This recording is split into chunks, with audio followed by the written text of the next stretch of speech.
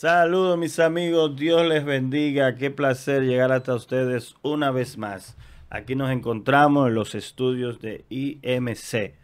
IMC nos ha dado el apoyo durante casi un año y pues nosotros recomendamos a todos aquellos que quieran iniciar cualquier tipo de proyecto de transmisión, pues que vengan para IMC, justamente frente a la Plaza de la Salud. Pueden comunicarse con Israel, busquen a IMC por las redes sociales, IMC Estudio, y ahí lo van a conseguir. Pues en el día de hoy tenemos aquí una invitada maravillosa. Yo creo que ya después de 2 veces que una persona viene, deja de ser invitada. Así que es parte de Líderes Eternos, nuestra hermana Judith. Bienvenida.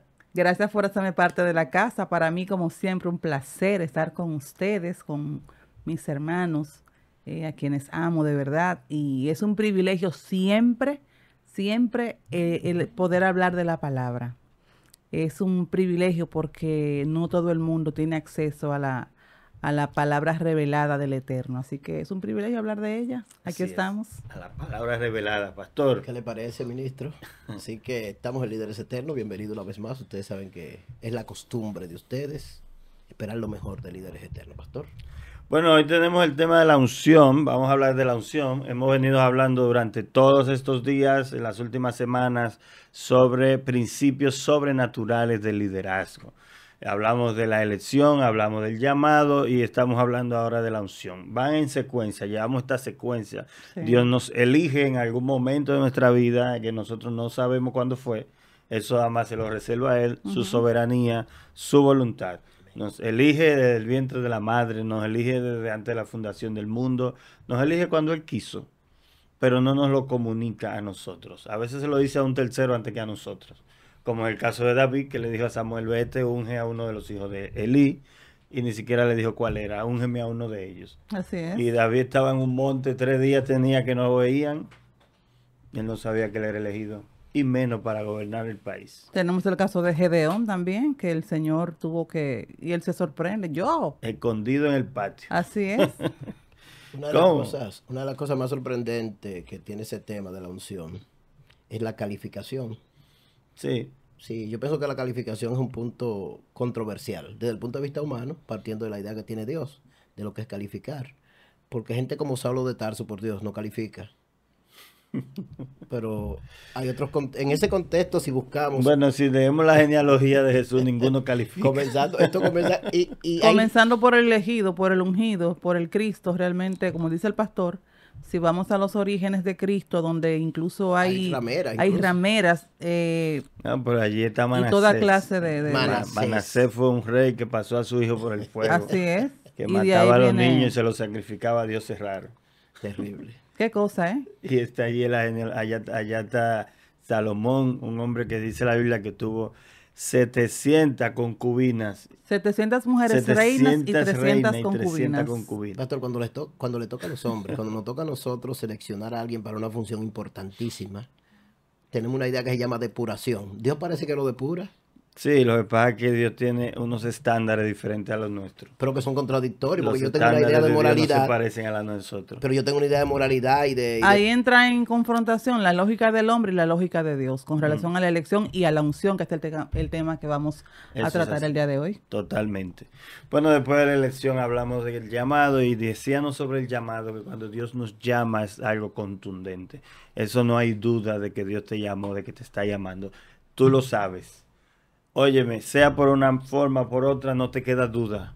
El mismo Gedeón, que lo acabamos de mencionar, le hizo 2 pruebas a Dios. Después de que, sí, ve con esta tu fuerza, yo te estoy enviando, le dijo el ángel. Y él altercó con el ángel, después le hizo una prueba. Mira, Señor, para yo estar seguro, voy a ponerte esta prueba. Al otro día dice, una más. Pastor, yo pienso que Pero usted él le definió- quedó claro que era Dios que lo estaba llamando. Amén. Usted habló en el primer capítulo de este tema, porque ya grabamos un primer contenido, y creo que se estableció la diferencia de lo que es la unción de la época bíblica a la idea que se tiene de unción hoy en día, porque se ha malinterpretado el contexto bíblico de la época cuando nace el concepto unción Sí. con la idea que se tiene hoy día con lo que es ungir. O sea, la gente entiende que ungir hoy difiere muchísimo de lo que usted está planteando a la luz de la Biblia. Sí, bueno, hay dos, tenemos que empezar de la antigüedad, ¿verdad? Y venirlo arrastrando hasta ahora. Porque en el Nuevo Testamento no hay directamente una instrucción de ungir. No hay esa instrucción directa, excepto en el libro de Santiago que dice que cuando oremos por los enfermos los unjamos con aceite para que sean sanados. Pero para el tema ministerial no nos habla de una unción como la que se hacía en el Antiguo Testamento. Pero el tema de la unción empieza con los animales, empieza con las ovejas, empieza con los pastores de ovejas. Las ovejas cuando se enredaban, porque las ovejas son torpes de naturaleza, son muy torpes. Entonces se enredaban en las matas y entonces no podían sacar la cabeza y se llenaban de moscas. Las moscas ponían huevos en su nariz, en sus orejas. Se herían, sí. Se herían las ovejas. Entonces ella intentando sacar, sacudirse las moscas y a veces gusanos, huevos de mosca, se herían de a tal punto que hasta se mataban.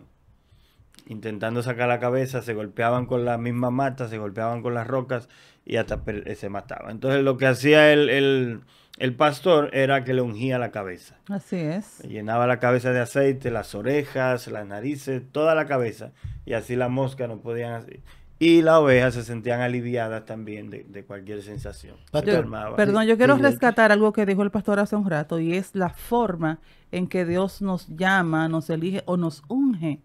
Y él decía que a veces Dios nos lo dice, nos lo hace saber de alguna forma a través de alguna persona o a nosotros mismos. Pero yo creo también que hay una forma de Dios direccionarnos al propósito, a la elección que ya él hizo con nosotros, y es a veces por los rumbos donde nos encamina. Hay personas que empiezan a hacer cosas que, o sea, que todo te lleva a un punto. Empiezan a hacer un tipo de obras, de acciones, que tú al final tienes que concluir, pero ven acá, pero yo creo que es Dios que me está llevando a hacer esto o aquello. O sea, a veces no te dice con palabras, sino con rumbos en los que te encamina y cosas que tú comienzas a hacer. Que tú dices, pero todo esto me lleva a decir que Dios me está llamando a hacer tal cosa. Perfecto. Y cuando pasa eso, a veces no hay freno, a veces la persona quiere detenerse, pero siente ese impulso. Así es. Y termina haciéndolo y dice, no voy a seguir haciendo esto, pero al final le gana, como dijo Isaías, fuiste más fuerte que yo. Fuiste más fuerte que yo. Me sedujiste y fui seducido, decía Jeremías. Me tumbaste el pulso, me atraíste con cuerdas de amor. Lenguaje tan poético para decir la obra de Dios en nosotros. Miren, yo tengo un serio problema con ustedes. Tengo un serio problema con ustedes y algo que el pastor decía sobre las ovejas y la unción. Pastor, tengo un tema con eso. Yudelki, tengo un tema con ese tema de la oveja, Dios y la figura del pastor y la oveja, porque a mí, si yo fuera Dios y me tocara elegir una figura que me represente, yo primero, o a quién llamar, yo ni elegiría un pastor, ni elegiría una oveja. Es lo primero. Usted dice que las ovejas son torpes. Sí. Que hay que estarla cuidando, guiando, echándole por eso aceite. necesitan ser pastoreadas. No, es que... por ejemplo, hay animales que hay que acarrearlos, ¿verdad? Hay animales menos torpes. Sí, pero entonces son más difíciles de guiar. Por ejemplo, al buey hay que ponerle un yugo encima para poderlo dirigir. El que lo dirige no es un pastor al buey, ¿no? No. Es un arriero. ¿Ve cómo cambia la cosa? Un arriero, un agricultor o lo que sea. Y es interesante la parte del yugo. Jesús dijo en una ocasión, lleven mi yugo que es ligero. O sea, pero un yugo de todos modos es una especie de prisión para los bueyes que tiene que obligatoriamente dejarse dirigir por alguien por el que los está arriando, y es el caso nuestro. Cuando Dios pone su yugo sobre nosotros, es una especie de esclavitud, pero una esclavitud que nos trae solamente beneficios porque nos dirige en el rumbo que Dios quiere que andemos. Así es. Sin embargo, las ovejas son de otra manera. Dice Jesús, mis ovejas oyen mi voz y me siguen. Las ovejas se acostumbran a la voz del pastor y cuando escuchan la voz del pastor, siguen al pastor. Por eso los pastores de ovejas cantan. Generalmente, por ejemplo, tenemos a David, que era pastor de ovejas y escribió muchísimos salmos, más de 200, 300 salmos. Entonces, las ovejas se guían por la voz del pastor, no necesita que la golpee, no necesita que le empujen, no necesita que le pongan un yugo, nada de eso, simplemente ellas aprenden a obedecer al pastor. ¿Usted cree, pastor, que esa relación que se da entre pastor y ovejas es lo que provoca y mueve al pastor a decir tantas cosas en el caso de David? Porque quizás aprendió a identificar la debilidad de las ovejas, la necesidad de las ovejas, de ser guiadas, de ser acompañadas, de ser incluso mimadas para poder entonces... Pero es que la oveja es demasiado dependiente, es lo que yo le estoy diciendo. No, al contrario, la oveja es, bueno, depende demasiado del pastor. Sí, exacto. Claro, pero es lo mismo, la relación que Dios tiene con nosotros. Amén. Por eso Jesús dijo, yo he venido a las ovejas perdidas de la casa de Israel. Por eso en el Salmo 23, David, como decía Judy, compara la relación oveja-pastor con la relación de él y Dios. Inclusive cuando él dice, unges mi cabeza con aceite, se refiere a ese aceite con el que se ungían las ovejas para protegerla, para cuidarla, para que no le hicieran daño los elementos de afuera. Él le decía, tú me traes sanidad con esa unción, tú me traes calma, tú me traes sosiego, que es lo que le hacía el aceite del pastor a las ovejas. Exacto, tranquilizaba, calmaba esa oveja. Entonces, David compara la relación, porque cuando David dice, Jehová es mi pastor, él se está comparando a él. Yo pastoreaba ovejas. De hecho, él lo dice en varias ocasiones, se lo dijo a Saúl. Tu siervo era pastor de ovejas y hacía esto, esto y esto. ¿Cómo yo cuidaba a mis ovejas? Así Dios me cuida a mí. Me lleva a delicados pastos, me lleva a fuentes de agua. Entonces la unción nace cuando las ovejas desprotegidas adquirían bacterias, parásitos, etcétera. Entonces había que echarle aceite con el propósito de calmarla, cuidarla, sanarlas. Que es un aspecto de la unción en ese caso, porque bíblicamente en el Antiguo Testamento la unción no solamente se utilizaba del pastor a las ovejas, sino que era un símbolo para los que Dios utilizaba para apartar, para elegir y para consagrar para un propósito definido. Sí, pero originalmente nace con las ovejas, nace con los animalitos. Está bien, sí, pero es un aspecto de la unción. Es antes del propósito que entonces Dios le dio en tiempo ya de Moisés, ¿verdad? Donde le indica que él tenía que hacer un aceite que era para la santa unción. Y no eran 2 litros de aceite, ni era un chin de aceite, era mucho aceite. Wow. Le dijo. Difiere mucho entonces, pastor, lo que es la unción del Antiguo Testamento respecto a la perspectiva que hoy tenemos de la palabra y del concepto unción. ¿Ha cambiado mucho en la iglesia? Difiere mucho por el mal uso del término en ciertos aspectos. Y en segundo lugar, porque la unción de la que nosotros hablamos para los ministerios, para la iglesia, estamos hablando del bautismo del Espíritu Santo. Estamos hablando cuando el Espíritu Santo viene a la vida de una persona y lo unge, lo bautiza, lo separa, lo aparta para el ministerio, lo capacita, lo certifica para hacer una obra dentro de la obra de Dios. Esa es la unción de la que nosotros hablamos hoy. Pero partiendo de ello, entonces hay una gran diferencia entre lo que usted plantea y lo que la gente, el común de las personas entiende que es unción. La gente entiende que unción es la efusividad, qué sé yo, sí, la manera de por eso los términos tienen que cambiar. Los términos tienen que cambiar. Y para eso existe líderes eternos, ¿verdad? Pero para ayudar a la gente a cambiar los términos. Pero también hay un contexto que no solamente la efusividad, sino que cuando se manifiesta en cualquier ambiente, la gente usa el término unción.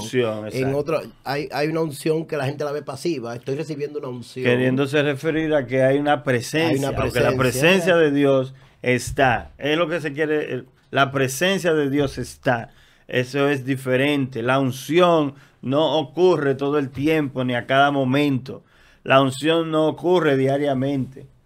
Y eso de verdad que podemos partir del Antiguo Testamento, de cuando Dios mandó a preparar el aceite de la Santa Unción. Dios le dijo a Moisés cómo iba a preparar ese aceite con 7 especias diferentes, litros de aceite, kilos de aceite. Le dijo 500 ciclos de canela. Wow. Esos son 500 ciclos, esos son casi 6 kilos. Estamos hablando de 12 libras de aceite. Dios mío. Y la mitad de tal cosa y la mitad de esto. O sea que eran tinajas de aceite. Eran mucho aceite lo que preparó Moisés. Le dije, úngeme a Aarón y a sus hijos con ese aceite. Úngeme el tabernáculo. Úngeme el altar. Úngeme el lavacro. Úngeme la mesa de la preposición. todo el tabernáculo fue ungido con ese aceite. Yo creo que el aceite no se contamina, ¿verdad? En su esencia misma, el aceite como especie. Como especie no, porque es ¿cómo se llama? Es como impenetrable el aceite con relación a mezclarse. No se mezcla. Y eso yo creo que tiene una importancia con relación a lo que significa originalmente unción.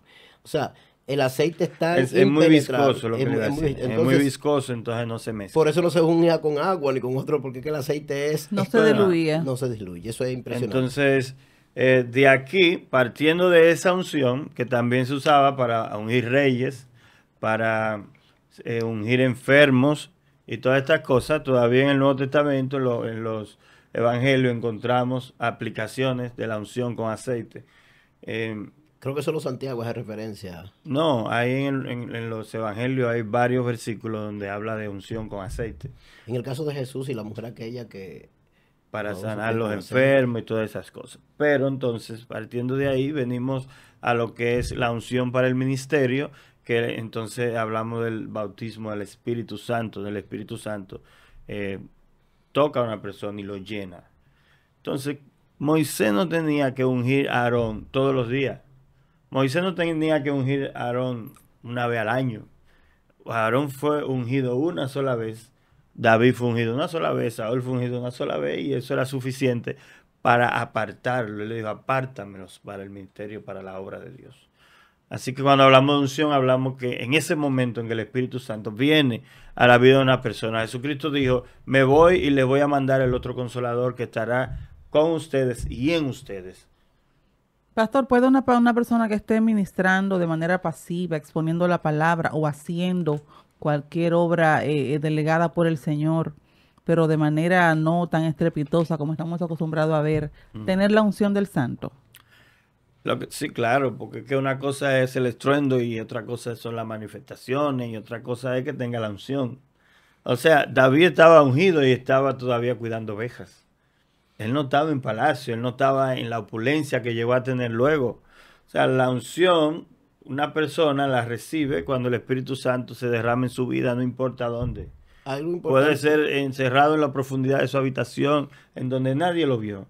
No hay que tener una manifestación pública del Espíritu Santo, de la presencia de Dios, porque no obviamos ni negamos que hay manifestaciones visibles de la presencia de Dios. Lógicamente. Una de las grandes discusiones, y yo quiero traer este planteamiento de la iglesia, mayormente los movimientos que creen en la manifestación física, las denominaciones pentecostales, como le llaman, hay un pensamiento que reza de ese modo, que no importa que la persona esté descarriada, si fue ungida una vez, puede tener uso de sus dones o talentos o a lo que fue llamado o ungido a hacer. Incluso cuentan anécdotas de predicadores famosísimos. Hablan de Luis Urbáez, que estando descarriado se manifestaban en él los dones, que poseía la unción aún estando borracho. Cosas como esa. Este es un punto a discutir. Tiene que ser el que fue ungido para el llamado, para el ministerio, que es el punto que estamos tratando. Puede estar descarriado en el mundo, pecando, desobedeciendo, y permanecer en él la referida unción, o ya para la que fue llamado, y darle uso a eso, fuera de la fe. Mira, ahí tú sabes cómo la Biblia le llama a ese tipo de personajes. La Biblia clasifica en tres, en el libro de Primera de Corintios, capítulo 3, y habla del hombre natural, habla del hombre espiritual y habla del hombre carnal. Y habla del hombre carnal, de una persona que ha conocido la verdad, que ha conocido a Cristo, pero está causando estrago, está descarriado. Entonces, una persona que no tiene una relación con Dios no puede operar en ningún don. El Espíritu Santo se constricta en la vida de una persona. El Espíritu Santo no opera, el Espíritu Santo se retira. Pastor, usted tiene que dar una explicación a mucha gente que tienen incluso evidencia, dicen tener evidencias, en el caso particular de Luis Urbáez, que estando descarriado le daba uso a manifestaciones como la reprensión de demonios, sanidad divina, son historietas. La gente aprende. La gente aprende. La gente aprende, pero yo tenía un primo que borracho empezaba a hablarte en lengua. Borracho descarriado en el mundo y él empezaba a hablarte en lengua. pero él se las había aprendido. Incluso hay un verso bíblico que la gente lo usa para eso, que es irrevocable son los dones y el llamamiento de Claro, Dios. irrevocable quiere decir que yo no puedo venir y decirte a ti, no, ya tú no eres pastor, pásame mi don. Por eso ninguno de los ministerios se da por voluntad humana. Un concilio puede escogerte, elegirte, ungirte, pero si Dios no está en eso, no importa que te digan 100 veces que tú eres evangelista, profeta, tiene que venir de parte de Dios. Dice que fue Jesucristo, que habiendo subido a los cielos, descendió, repartió y dio dones a los hombres. Y dice que los dones los da el Espíritu Santo.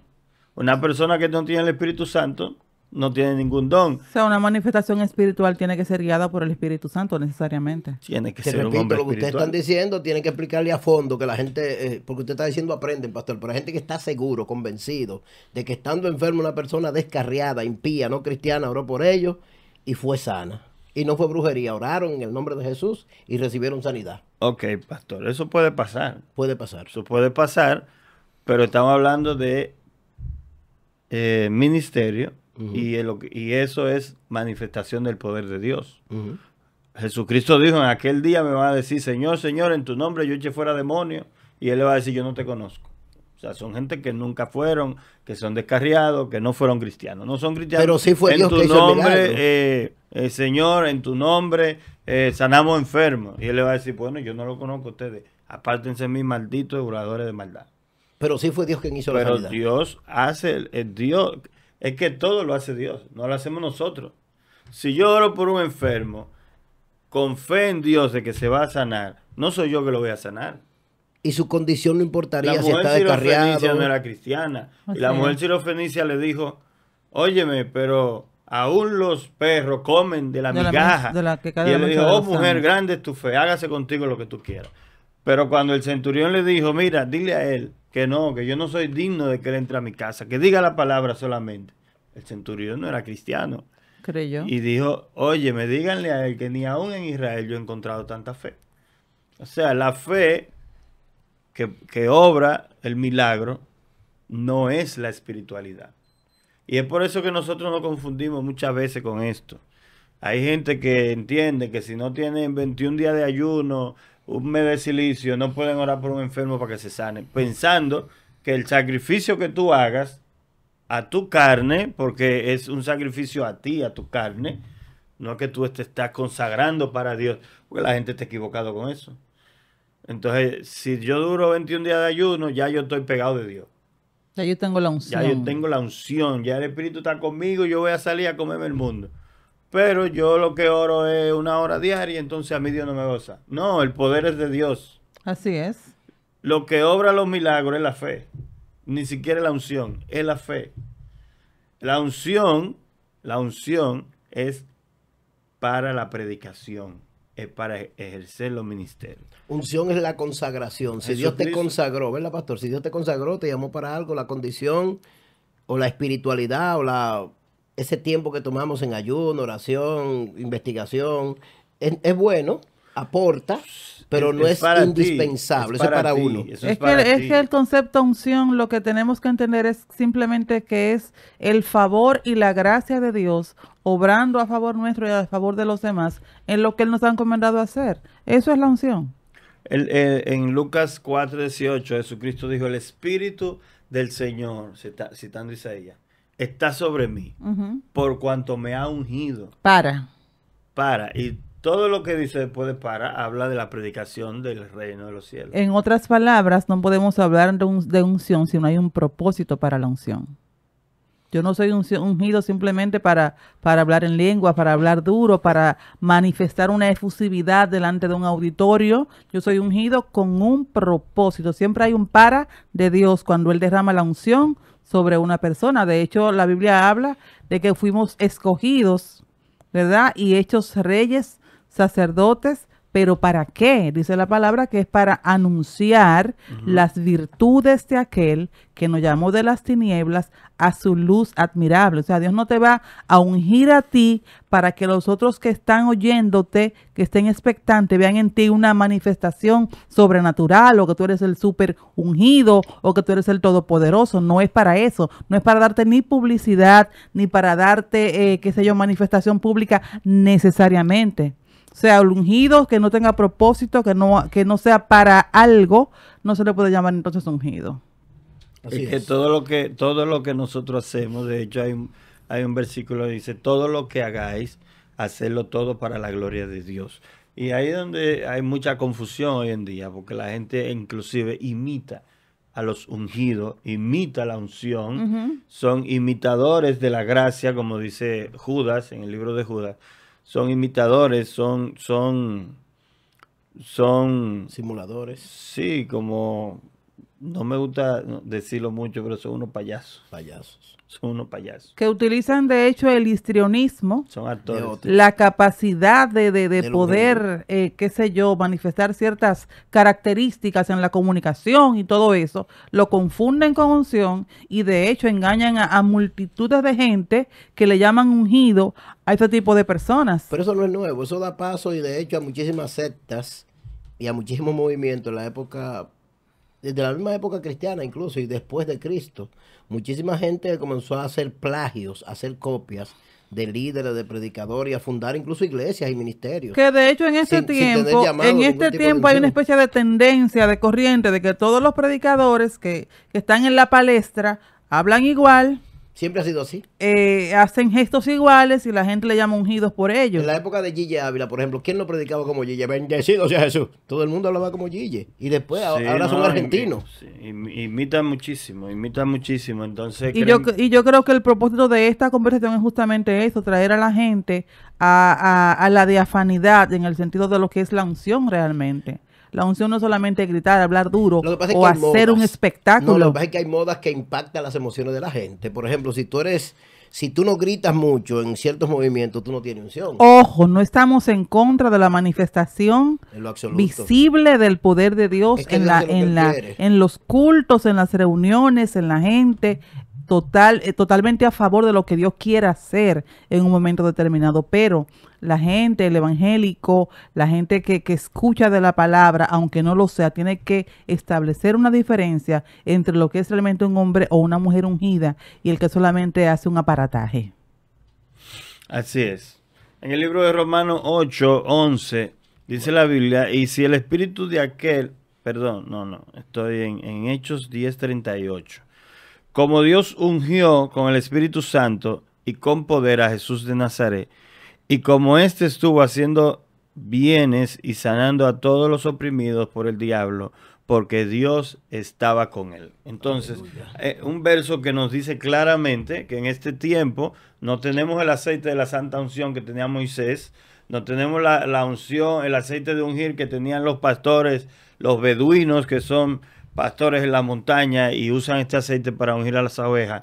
No, pero ahora tenemos al Espíritu Santo. Amén. Como dijo Jesús, el Espíritu del Señor está sobre mí porque me ha ungido. Aquí los apóstoles citando, específicamente Lucas cuando escribió Hechos, dice, como Dios ungió con el Espíritu Santo y con poder a Jesús de Nazaret. Entonces ahora la unción es el Espíritu Santo. Por eso hablamos de que una persona que ha sido elegido por Dios y que ha sido llamado necesita ser ungido, necesita la unción del Espíritu Santo, y por eso Jesús le dijo a los apóstoles, no se vayan de Jerusalén, sino esperen la promesa que yo les dije que venía del Padre.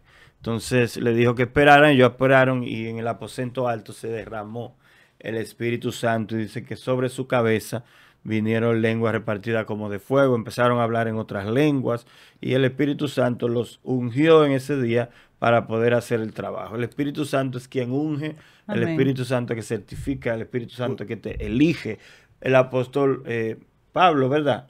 Cuando Saulo vio la luz y cayó del caballo y estuvo 3 días en una casa, Dios le dice a Ananías, ve donde él y ora con él para que se reciba la vista y para que reciba el Espíritu Sí, Santo. así es. Una pregunta, pastor, en ese contexto. Si yo quiero saber o conocer o me presentan a alguien y conozco a título personal a ese alguien, fuera del púlpito, fuera de la iglesia, fuera del estruendo del culto, de la normalidad de un servicio, ¿verdad? Fuera de ahí.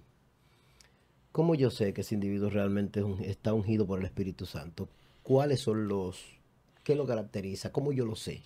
Que la gente dice, se te ve que tú eres evangélico, pero de manera particular, ¿cómo yo sé que alguien fue ungido o está ungido? ¿Cuáles son Bueno, prerrogativas, las características? eso lo hemos dicho en otras ocasiones. Yo creo que la mayor característica para reconocer a una persona que está ungido por el Espíritu Santo son los frutos.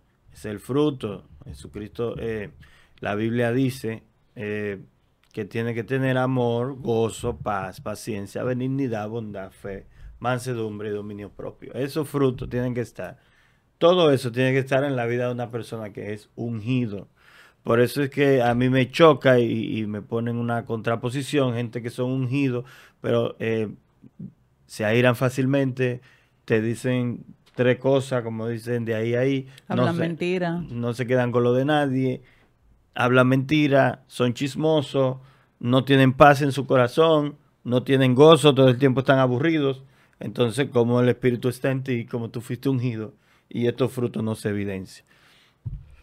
Claro. Tú puedes hablar en lengua, tú puedes echar fuera demonios, tú puedes sanar enfermos, pero este fruto tiene que estarse dando. Yo creo que hay un contexto que debe señalarse, es que los ungidos no son extraterrestres. Son seres humanos con situaciones, personas con emociones, con altas, con bajas.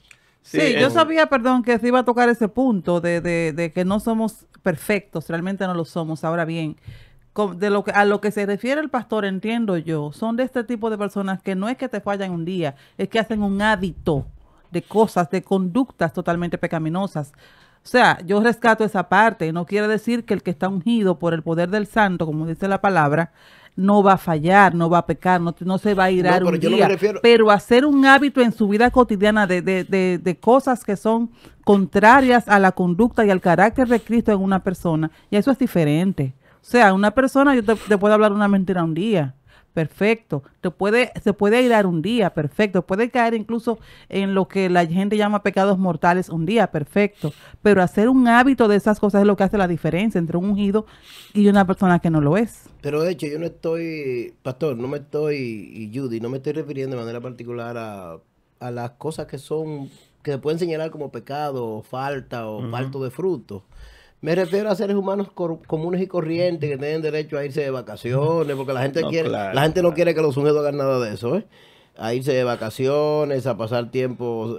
Le critican hasta los años sabáticos que algunos líderes se toman por ahí, porque son personas normales, que se enferman, que pueden tener situaciones económicas, que hacen una vida emocional normal. A eso me refiero. Yo sé que pecado aquí está todo el mundo con problemas siempre. Así aquí es. nadie puede señalar a nadie. Totalmente. En lo absoluto. De hecho, Jesús fue el que dijo, el que de ustedes es sin pecado que tiene la primera piedra. No estamos hablando de perfección, estamos hablando de personas que tienen emociones, que tienen pensamientos, que tienen una vida normal, que tienen familia, que tienen necesidades, personas normales.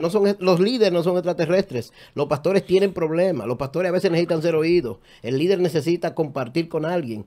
Yo estoy hablando de personas ungidas que tienen situaciones que necesitan a veces hasta psicología. Lo que pasa es que a veces los líderes y las personas normales de la iglesia, lo que le llamamos los laicos, tienen que desmontar una bendita vestidura que hemos exhibido delante de la gente de perfección. A eso me refiero, que la gente cree que tenemos que desmontar esa imagen, ser personas normales, claro, con la clara diferencia de que tenemos al Señor en nuestra vida, pero tenemos que desmontar ante los ojos de la gente esa rigidez y esa estructura, esa vestidura que nos hemos tirado por encima para hacerle ver a la gente que somos diferentes a ellos, y no es así. Así es. Bueno, eso es lo mismo de lo que venimos hablando de la simulación. Porque entendemos que una persona que tiene una relación con Dios diaria y constante, que es lo que estamos llamados a hacer, está en el libro de Juan, dice que debemos tener una relación constante con Dios, primera de Juan capítulo 3. En el libro de Juan capítulo 15, donde dice que si nosotros permanecemos en la vid, yo soy la vid y ustedes las ramas, si ustedes permanecen en mí, entonces esa permanencia es lo que falla a veces. Nos descuidamos por circunstancias de la vida, falla lo que es esa consagración diaria, esa búsqueda intensa de Dios, ese profundizar en Dios, y entonces nos deslizamos a fallar. Eso es una parte. Nuestro temperamento, por ejemplo, no puede apoderarse de nosotros. Por eso Pablo dijo en un momento, ya no vivo yo, vive Cristo en mí. Y ese es lo que nosotros debemos aspirar a alcanzar. Pablo dijo, ya yo... hago una cosa, me olvido ciertamente de lo que queda atrás y me extiendo porque quiero alcanzar el premio del supremo llamamiento en Cristo Jesús. Estamos llamados a ir todos los días perfeccionándonos. No podemos simplemente aceptar el hecho de que somos seres humanos y entonces por eso estamos propensos a fallar. Eso puede pasar, pero va a pasar y cada día va a pasar más en función a tu relación con Dios. Así es. Si no tienes una buena relación con Dios, tú puedes ser ungido, tú puedes tener llamado, puedes tener ministerio, pero no vas a funcionar, vas a vivir pecando, vas a vivir cayendo. Yo me caigo, tú me levantas, yo me caigo. Yo vuelvo y caigo, tú me levantas. En otras palabras, reconocer la humanidad que tenemos, pero aspirar a vivir cada día mejor en la presencia de Dios. Como dice el apóstol Pablo en el capítulo 12 de Romanos, renovando nuestra mente, renovando nuestro pensamiento. ¿Para qué? Para que comprobemos cuál es la perfecta voluntad de Dios para nuestra vida. Claro, dice el libro de Romanos, capítulo 8, que alimenta la carne, pues va a vivir por la carne, Así pero es. si por el espíritu hace morir la obras de la carne, entonces van a vivir por el espíritu. O sea, que la humanidad no sea un pretexto para vivir pero, bajo por los pretextos de la carne. Sí, pero viene gente a nuestras iglesias que no es cristiana, se acerca a la iglesia, se le da una lista de exigencias, de prohibiciones, que el liderazgo a veces ni siquiera las cumple. No estoy hablando de pecado, estoy hablando de una lista de prohibiciones inalcanzables.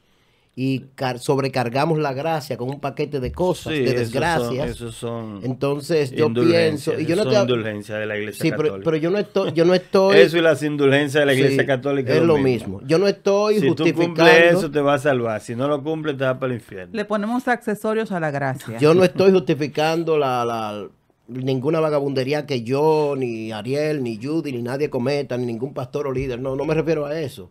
Yo me refiero a la sobrecarga, como le llaman en los aviones, en aeronáutica. Le dicen que esa sobrecarga le trae peso al avión, trae problemas. Entonces, sí, es que eso hay que tumbarlo. Es que una persona ungido come, una persona ungido duerme, una persona ungido descansa, va a la playa, se ríe, va a la playa, va al cine, ve una película. Eso, claro, hay ciertas prácticas, como dijo el apóstol Pablo, que son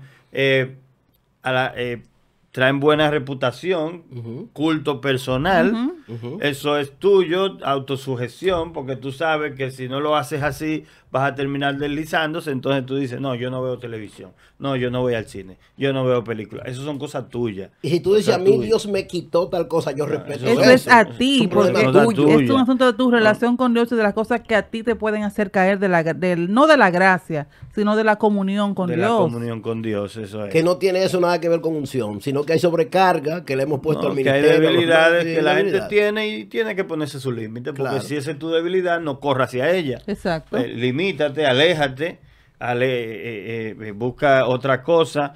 Hay gente, por ejemplo, yo conocí un líder que tenía problemas con la masturbación, por ejemplo. Él tenía ese problema y era un hombre de Dios y predicaba y Dios lo usaba.